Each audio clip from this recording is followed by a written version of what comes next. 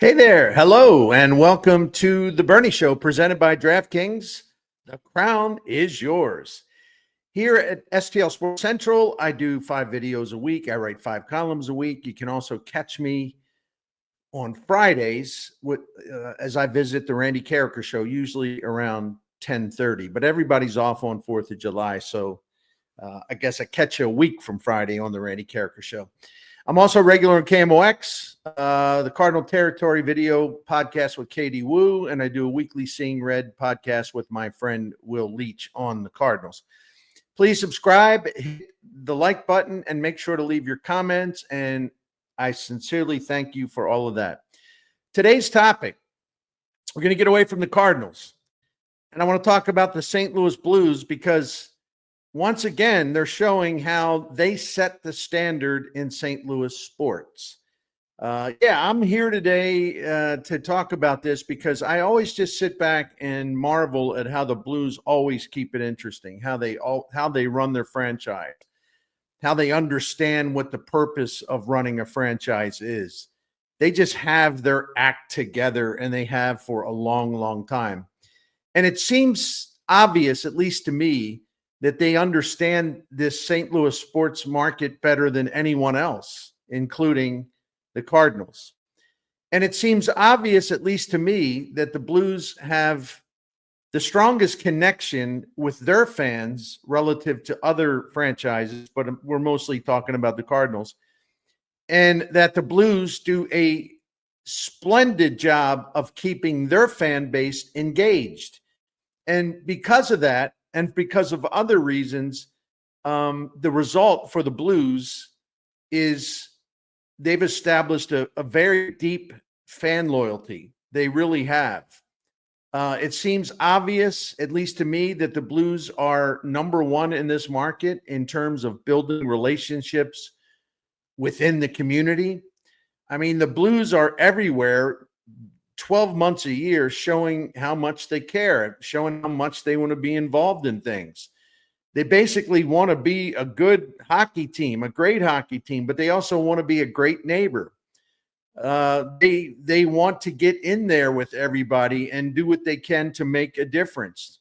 I love that about them. And to the Cardinals' credit, they try to do that too. Don't get me wrong. I don't want to. This isn't about piling on the Cardinals. It's about exalting in the Blues and how great they are in terms of connecting with their fans and providing entertainment and all these other things I'm going to talk to you about.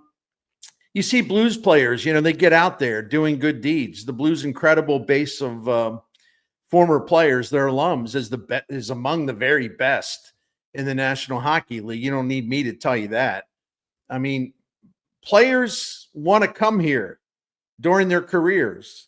They welcome the chance to become St. Louis Blues because they've heard such great things. And part of that is because of this huge network of Blues alums that live here and embrace the franchise and embrace the town. That's a very appealing thing for players. Hey, if all these great NHL players who came here from other places, they want to stay in St. Louis after their careers and be a part of the community and also be by extension, a big part of the Blues franchise. I mean, that is a very enticing thing. And I think as time goes on, that's pretty rare in sports. The previous generations of Blues players want to support the current players, and they show up in force for every game. You just don't find this in many places, and it's part of the appeal of the St. Louis Blues. It sounds corny, but I really believe it's true, or I wouldn't say it. The Blues are a sports franchise, but they are also a family. They are a large and devoted family, and this has been going on for decades, and it is one of the reasons why they are so special. From owner Tom Stillman on down, this entire franchise is aligned, whether it be the business side, the marketing side, community relations, charitable activities, the actual hockey, or any other area you can imagine. You never have to really worry or wonder about where the Blues stand and if everyone is getting along and everyone is just pulling on the same rope and that there is a shared purpose that everyone's committed to. You never have to wonder about that with the Blues. Whatever internal strife exists is minimal. I mean, there's always going to be some stuff in every organization where people get in, have little disputes or whatever. But whatever that is with the Blues, it's minimal. From the owner's suite to the front office to the locker room, these folks are absolutely unified, and they do have a shared purpose of having not only a successful team on the ice, but a successful team off the ice as far as their community engagement and making the sport and the Blues experience a hell of a lot of fun for their fans. This is another thing, and here I go again, because I am taking a shot at the Cardinals here. All right. Just don't want you to think I'm being sneaky, because it's obviously that I'm going to say something contrasting the Blues with the Cardinals. I never have concerns about the Blues' willingness to be frank and open and to tell the truth. The Blues are not perfect, because no one, no person, or no team is perfect. But the Blues are trustworthy. And in professional sports, that's an increasingly rare quality. The Blues don't play, kind of keep away. They don't speak out of both sides of their mouth. They're very upfront and they're very direct. I really respect that. Like, for example, Doug Armstrong, the general manager, when the Blues had to evolve and transition their roster and essentially move on from most of the group that won the 2009 Stanley Cup, Army laid it all out. He made it clear, listen, we have to retool. We're not going to rebuild, but we're going to retool. And Army was realistic about what needed to be done, and he was realistic about the timetable, and he didn't make any promises he couldn't keep. He didn't try to mislead anyone. He didn't send out all these mixed messages. When the Blues weren't a postseason contender, Army basically said it beforehand. He basically said, hey, we're probably going to be out of the picture postseason-wise for a little while, but we have to do this because it's going to set us up for a better future. And Armstrong just came out and said it. I mean, there was just no waffling. There was no kind of hustle. There was no telling people what they want to hear. He explained that it would take some time to get back to being a postseason caliber club, and he didn't try to con anyone. No con man games. He didn't spread false optimism. He was refreshingly transparent and pragmatic. Now, listen, not every Blues fan agreed with what he said or what the approach would be. And Army has made his mistakes, as he's the first to tell you.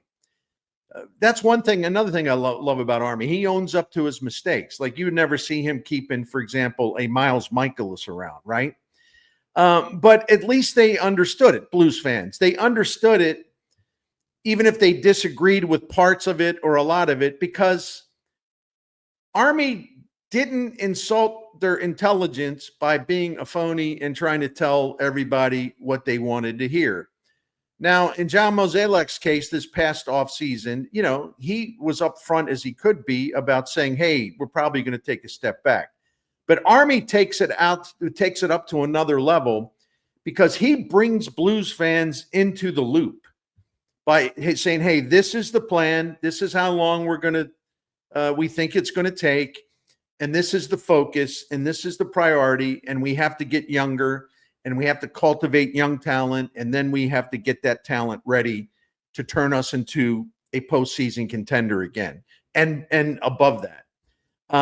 He told the truth, and he went into detail about the truth, and he never tried to kind of duck the truth as if like, well, I don't want to get criticized. He doesn't care about that. And as it turned out, Doug Armstrong got the Blues back into the postseason a year ahead of schedule. See, the Blues messaging is effective, and that's something the Cardinals struggle with. The Blues branding is ridiculously good. It's creative. It's on point. The Blues, this is really important too. The Blues know their identity, and they're proud of it. And so you never see them trying to be something that they are not. This franchise absolutely stays on top of changing trends. whether it be excelling at social media, putting together a classy and content-rich website, on and on and on. Some of the things they've cultivated at their site. I mean, it's an absolute place you got to go. Just if you love the Blues, because they're just going to give you all kinds of information, all kinds of videos, all kinds of interviews. It's just a complete all around performance where you're not left wondering, well, what did the coach say? Or, what did Braden Shen, the team captain, what did he say? The Blues put stuff online. It's just like in large volume, and it's all pertinent, and it's all on point, and it's all directly matches what the fans want to know about, right? It's just really well done. And the beautiful thing is, when I talk about the Blues being absolutely modern in their thinking, they never stray from their old school legacy and their old school appeal. This is a glorious franchise in terms of what it's meant to St. Louis since 1967. And part of that has been sort of the ordeal of Blues fans, generations, praying and wishing, hoping for that Stanley Cup. That kind of bonds a fan base with the team itself, because it's like, we're all in this together. It's almost kind of like the Buffalo Bills thing, because, they have good teams, but they can't win it all, and they're frustrated, and sometimes they get their heart broken. But the thing of it is, that bond between the Buffalo Bills and their fan base, Bills Mafia as it's called, is just unshakable. And I think the Blues, because they have gone through so much adversity, and because that Stanley Cup was so elusive, it's only made them stronger in terms of their partnership with the fans, right? Because there's an emotional involvement in this too. So they never stray from their old school legacy. And this is something that I think is hard to pull off. The Blues franchise comfortably exists in both worlds and never comes across as phony. And the Blues do something else that's really quite simple and very, very effective. It's really, really simple. But as someone who's been around for a long time, it's amazing to me how many pro sports franchises, not just hockey, any franchises all across the North America, it amazes me how many franchises are mostly clueless about something so important. And you may say, well, what are you talking about? Well, I'm going to tell you. When I return for my second and final segment, I'll be happy to talk about it. First, some words about DraftKings and their daily Pick 6 fantasy game. DraftKings covers a wide variety of sports. And since I'm talking Blues today, when we get back to the NHL season, next season, you can jump right in and take your best shot at winning money in the Pick 6 fantasy game just by choosing to play hockey. But all sports, just about, all major sports are available. And since we're in the summer and baseball is prominent in the mix, I present a friendly challenge to you. If you think you know Major League Baseball, then put that brain to work. Put it to use. Win some big cash prizes through the daily Pick 6 fantasy contest. In DraftKings Pick 6, you focus on player stats. You select anywhere from 2 to 6 players, doesn't matter what teams they play for, and choose whether the individual player will go higher or lower on a specific stat set for his next game by DraftKings. It's really that simple. It's a lot of fun. So get in the game and take your best shot at winning money, and you'll have a great time. Pick 6 is available in most states, including Missouri, California, Texas, Georgia, and more. You'll love tracking your players that you selected while the games are in progress, but you'll have the most fun when you win, and you can do that at DraftKings. It's very easy to get started. You download the DraftKings app, which is excellent. You open an account, then you choose a sport, you pick your players, and it is go time. New players at DraftKings get $50 in Pick 6 credits instantly with just a $5 entry. So download that DraftKings Pick 6 app now and use the code STL Sports. That's code STL Sports for new customers to pay $5 and get $50 in Pick 6 credits. Better payouts, bigger wins, only with Pick 6 from DraftKings. The crown is yours. Gambling problem? Call 1-800-GAMBLER. Help is available for problem gambling. Call 888-789-7777 or visit ccpg.org in Connecticut. Must be 18 and over. Age and eligibility restrictions vary by jurisdiction. Pick 6 not available everywhere, including New York and Ontario. Void where prohibited. 1 per new customer. Bonus awarded as non-withdrawable Pick 6 credits that expire in 14 days. Limited time offer. See terms at pick6.draftkings.com/promos. Okay, back to the Blues. I've talked about what makes them so special and why they set the standard in this community for pro sports, and why. And there's this another aspect I want to get into. Sorry, I hesitated there. So in my second and final segment of the Bernie Show today, and welcome to it, I saved the best for last.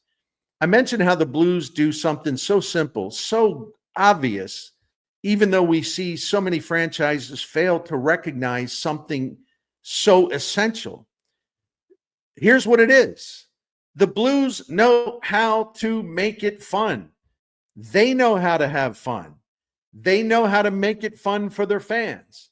They keep the media hopping in a good way because there's always news. There's always something going on. The Blues understand maybe, the number one objective of a pro sports franchise or any sports endeavor. You want to compete to win.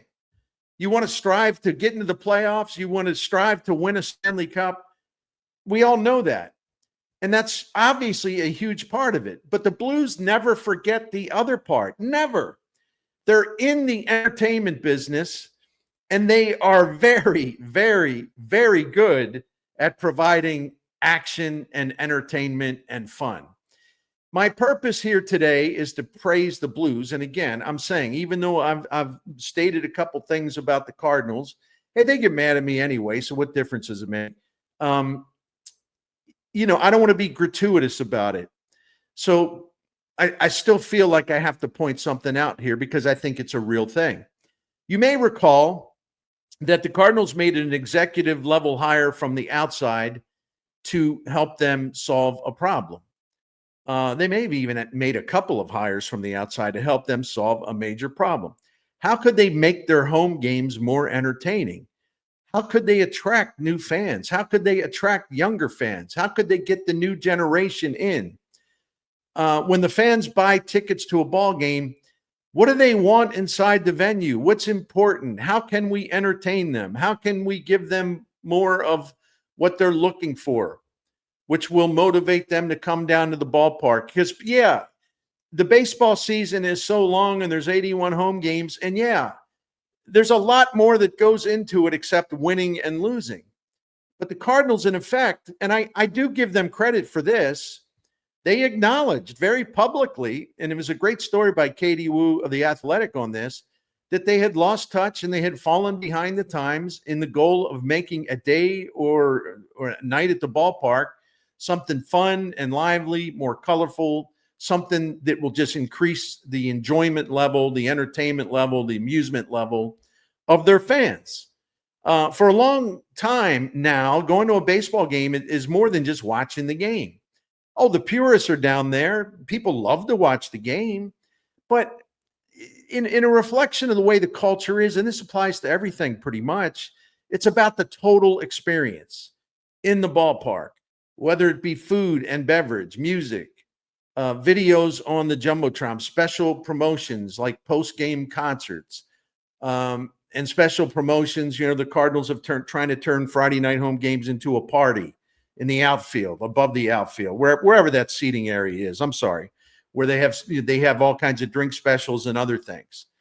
The Cardinals, have been wanting to create an atmosphere that would attract more casual fans, maybe younger fans who wanted that total experience. And the Cardinals had kind of slacked on that, right? Now they're trying to catch up and they're trying to reconnect to modern times, modern trends. And while I do commend the effort, I have to say, I also have no idea why they could have been and were so oblivious about something so obvious. The Blues, well, you never have to wonder about the Blues and if they understand that sports are entertainment and if they understand that, you can make your fans happy in other ways that even if the team is down or you're going through a losing streak or whatever, coming to their games, you will know is going to be a lot of fun. You're going to have a good time, even if the Blues, lose 4-1 or something. You're still going to have a good time at Enterprise Center. And, the other thing, and I've learned this too, just by watching at home, even if you don't go to many or any home games, it jumps out at you when you're watching on TV. You can get a strong sense of how much fun these events are, these home games, just by watching on TV. The musical selections are awesome. The in-house promotions and a really creative, really funny use of the video board, simply outstanding. Fans at the games are engaged. They're jumping around. They're having sing-alongs. They're smiling. They're having a great time. And you also see fans of every age, right? You see grandparents down there. You see, middle schoolers down there. You see kids down there. You see parents down there. It's just kind of it's really kind of a beautiful thing. I'm sorry. I know I sound corny, but it really is. The Blues know what they're doing and the fans respond to it. And so even if you're watching at home, a thought comes to mind. We ought to go to a Blues game. It looks like so much fun. Look at everybody having such a great time. And I don't believe I'm exaggerating this. I really don't. And there's another aspect of how the Blues keep their fans engaged in other ways. For example, the recent rebranding of the Blues jerseys was brilliant. The new look is gorgeous, absolutely gorgeous, brilliant. The Blues already had an iconic emblem and a color combination that was pleasing to the eye. When I was a kid growing up between Baltimore and Washington, and I was at 16 years old, I was an original season ticket holder of the Washington Capitals. We couldn't wait for the Blues to come to town because I used to listen to Blues games when the signal was right and the weather conditions right. I would listen to Blues games on KMOX from Maryland. And I would watch games when I could, but you didn't see a lot of like every team and all that. It was a different time where not everything was televised. Me and my two friends who were also season ticket holders could not wait for the Blues to come to Landover, Maryland, the old Capitol Center, because we wanted to see those uniforms. We wanted to see that blue note. And we were not disappointed. Gosh, it's just such a beautiful thing. And so going way back, man, I'm talking 50 years. I fell in love with the blue note and that emblem and that look. So, and this is a kid living on the East Coast, right? But when the Blues did their rebrand, they took something so traditional and so revered and so ingrained, but they also made it more beautiful and more spectacular without dishonoring the past. This rollout of the redesigned sweaters was, in a word, perfect. The timing of the project was ideal. It's summertime. It's hockey's off season. It's baseball time.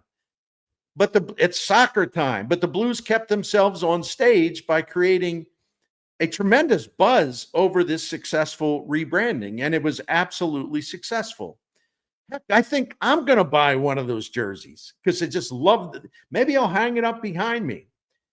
And now the other part of the entertainment is the hockey and Doug Armstrong. Doug Armstrong's got you covered. If you're looking to be stimulated and fired up and just getting in the fray of like talking hockey and gosh, what is he going to do? Why did he do that? He's aggressive. He's ambitious. He's always ambitious. He's always ready for action. You never know what to expect from Army. He's a bit of a maverick inside the NHL. A classic example was last summer when he pulled off a raid on the Edmonton Oilers by coming out of nowhere with offer sheets, which sort of had fallen out of practice. Teams weren't doing that for a long time. But he said, to heck with that. I see an opportunity to get two young and talented players on my team as part of my youth movement who can be Blues for years to come, and they'll be part of a team that we think is going to be really great. So he made those offer sheets. He stunned the NHL, those offer sheets to Dylan Holloway and Philip Broberg, and the Oilers were completely caught off guard. They realized, well, wait a minute, we can't match these offers. We got salary cap problems. So they didn't match the offers, and Armstrong went against the grain, as a Maverick does, and he pulled off a great heist. And when the Blues, remember this too, Army's not afraid to make to admit that he makes a mistake. All you got to do is, he just go by the actions, right? When the Blues were dragging early last season, it took Army about, 10 seconds to bring in Jim Montgomery as the new coach after the Bruins foolishly scapegoated Monty for their own front office incompetence. And Monty immediately turned the Blues around dramatically and quickly and got them into the playoffs a year ahead of schedule. Armstrong, of course, is at it again this offseason. He's making things happen. He's flying around. He's creating excitement and lots of Blues talk in July. Armstrong started off by signing goaltender Joel Hofer, who appears to be the future once maybe Jordan Binnington's contract is done after 2 more seasons. But you couldn't let Hofer get away. He's really good, and he's probably going to get even better. So Army found a way to sign him to a contract to keep him here to work with Binnington over the next couple years, and then we'll see what happens after that. Army made a somewhat controversial in the way that there was a lot of disagreement of like whether it was a good trade or not. He sent, it was a surprising move. He sent the talented young forward Zach Bolduc, who had really started to come on once Jim Montgomery became the coach, sent him to Montreal for a young and very talented right shot defenseman, Logan Mailloux. Now, this deal carries some risk because Mailloux's got scant NHL experience, and so therefore he's unproven at the NHL level. But there's no denying his talent and his highly skilled, complete, although he needs to work on actual defensive positioning and some of the nuances of the game. But he's a highly skilled dude that can shoot, has a booming shot, and he's mobile and he can skate well. And that's really important in the Montgomery system. You got to have defensemen that's going to move you from one end to the other. And these kind of highly skilled right-handed defensemen aren't all that easy to find. So Armstrong made a gamble. He doesn't think it is, but it kind of was a gamble. But so what? No surprise there. This guy's fearless, right? He tries a lot of different things. Some of them don't work. Does that make him shy? Oh, I better not do that. The last time I tried to do this, well, it didn't work. No, he's absolutely determined and he's absolutely fearless. And I love that about him. And we can disagree on some moves that we think worked or not worked. I still trust the guy. Never have stopped trusting the guy. And it's been fun for me to see the Blues fans debate and even argue about the merit of this Montreal trade. But the move created a stir. It absolutely stirred things up.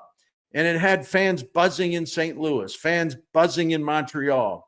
The hockey media industrial complex in Toronto was going nuts. Again, Army grabbed the headlines, not because he was looking to grab headlines, but because he's aggressive by nature. And if he sees a chance to get something done, he's going to go for it. And that does create headlines and a buzz, and it takes away attention from the Cardinals and anyone else who's trying to basically be front and center. Army wasn't done. He signed 2 forwards to free agent deals. He signed Nick Bostad, and I always say his name wrong, and I apologize for that. I'm kind of a goof. And Pius Suter. These are strong two-way players who can reinforce the Blues at the center position, which has been an objective for Army for a couple of years now.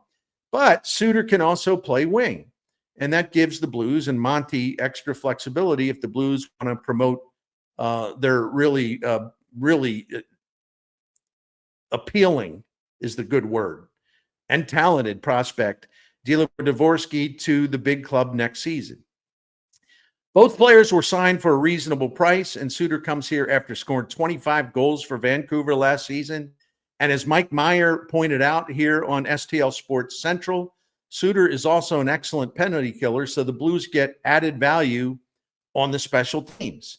And Armstrong, clever, basically paid for Suter's $4.1 million salary for the next season, and then he's here, of course, for a season after that. But he waived defenseman Nick Leddy to sort of go, even, in other words, salary out, new salary in. And this also, by waiving Leddy, it's going to open up some opportunities for a couple of their younger defensemen, and that's also necessary. My point here isn't about evaluating these moves in terms of a pure hockey sense, right? There are many people out there in St. Louis who are much smarter than I am in analyzing hockey trades as they happen. I can analyze performance after that happens, but as far as, who got the best of the deal? Was this a mistake? Whatever, right? I wait to see how players do after the trade's made. But anyway, Mike Myers got you covered. And if you are not reading him at STL Sports Central, let me tell you something. And I say this as a 40-year or so media veteran. You are missing out on the work of an insightful, talented, and really hardworking hockey writer. I don't know Mike Meyer personally. I hope to get to know him because we're teammates, but I'm going to tip the Blues cap here to Mike Meyer. He does a great job here at STL Sports Central. So make sure you tell your friends and fellow Blues fans to check out his work because he provides plenty of it. Anyway, I just love the fact that Armstrong is at it again, all about the action, all about making moves, all about being aggressive. His quest to improve the Blues, wants to get this roster to a higher level before he turns the GM job over to Alex Steen after next season. The Blues simply refuse to be still or quiet or passive or inactive. Pick your word. And that's the best part about them. They are relentless in their pure objective is connecting with their fans and community in every way they can. They're fully committed to winning. Tom Stillman, he spends as much as they possibly can afford to spend given the market size. You never have to worry about them making a move that's going to make the team better if they can afford it. There's never any hesitation. And Tom Stillman is a great owner. And they never, ever, the Blues, forget that this whole thing is supposed to provide entertainment and lots of it. The Blues set the standard in St. Louis sports, and frankly, these days, it isn't even close. Salute to the Blues. Any praise that comes their way, to me, is warranted and justified. They are so much fun, and I appreciate it very much. That's it for now. Thanks for watching, and hope you all have a wonderful 4th of July weekend. Don't do anything stupid with fireworks. We don't want to see you lose any appendages. I'll be back. Just have a good time. I'm just kidding. I'll be back Monday with another Bernie Show presented by DraftKings. We also want to thank our sponsor, Blue Chew, for being part of the Bernie Show here on STL Sports Central. Thank you.